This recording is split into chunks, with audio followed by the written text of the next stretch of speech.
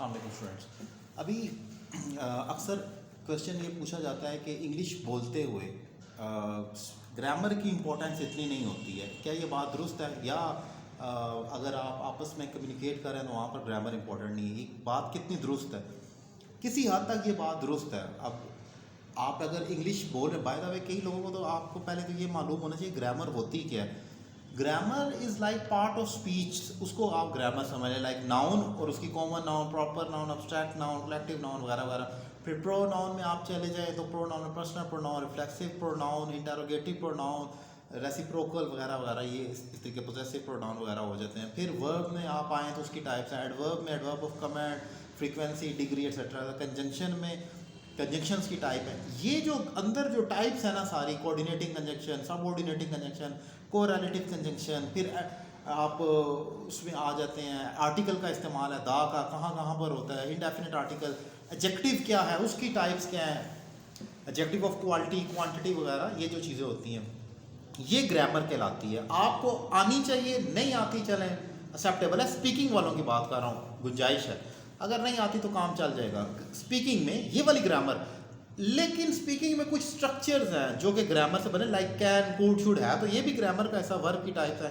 Can, could, should, has to, have to, use to, about to, seems to, ये infinitive का इस्तेमाल, ये वो चीज़ें हैं। इसी तरह कुछ इंपॉर्टेंट और स्ट्रक्चर कोरिलेटिव कंजंक्शंस हैं, नीदर नॉर, इधर और, नॉट ओनली बट आल्सो। ये गुफ्तगू में होने वाली चीज़ें, इनको अवॉइड नहीं किया जा सकता, इनके बगैर गुफ्तगू नहीं हो सकती। जो मर्जी जोर लगा रहे हैं, अगर आप कहते हैं कि मैं स्पीकिंग सीखना चाहता हूँ, मैं अपनी स्पीकिंग बेहतर करना चाहता हूँ, लेकिन ग्रामर नहीं सीखनी, ना सीखें, लेकिन ये स्ट्रक्चर सीखे बगैर आप गुफ्तगू नहीं कर सकते हैं।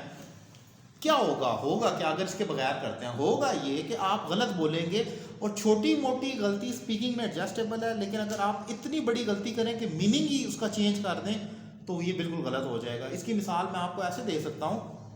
अक्सर लोग मुझे जब कॉल करते हैं एडमिशन के लिए, ऑनलाइन क्लासेस के एडमिशन के लिए, स्काइप पर जब ऑनलाइन क्लास हमारी हो रही होती है, तो वो इंग्लिश में बात कर रहे होते हैं। चले अच्छी बात है, वो कहते हैं चले टीचर को आइडिया हो जाएगा। जैसी कॉल स्टार्ट होती है और वो इंग्लिश में बात कर रहे होते हैं। मेरी एक आदत है, मैं खुद तो इंग्लिश नहीं बोलता अगर मुझे, जब तक कोई ऐसा माहौल ना हो। अदरवाइज़ हमारी जो क्लासेस हैं कई तो इंग्लिश टू इंग्लिश होती हैं जो आपने बोलनी होती हैं।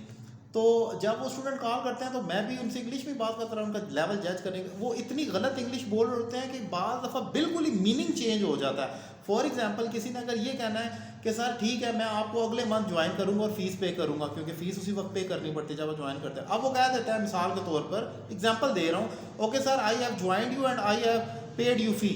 अब मैं कहूँगा ये कहना तो चाह रहा है कि मैंने अभी नहीं पे करनी, करूँगा, और कह रहा है कि I have joined you and I have paid the fee. मतलब अब वो समझ रहा है मैंने ये कहा कि मैं फ़ी पे करूँगा, मैं ज्वाइन करूँगा फ्यूचर में।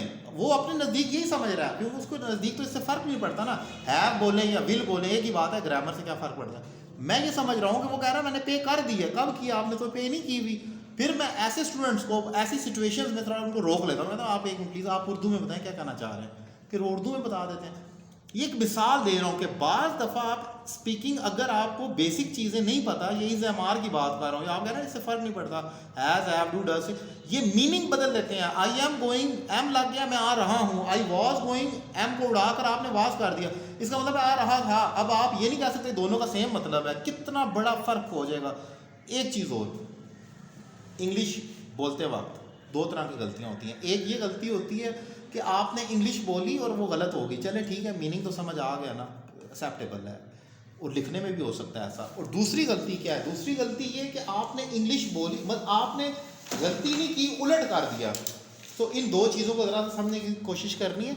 एक होती है गलती जो होती है ना वो गलत होता है। फॉर एग्जाम्पल, आपने अगर लेफ़्ट बोलना था और आपने लेफ़्ट के स्पेलिंग गलत बता दिए हैं, LEFT है, आपने LFTE कर दिए, ये गलती है, गलत हो गया।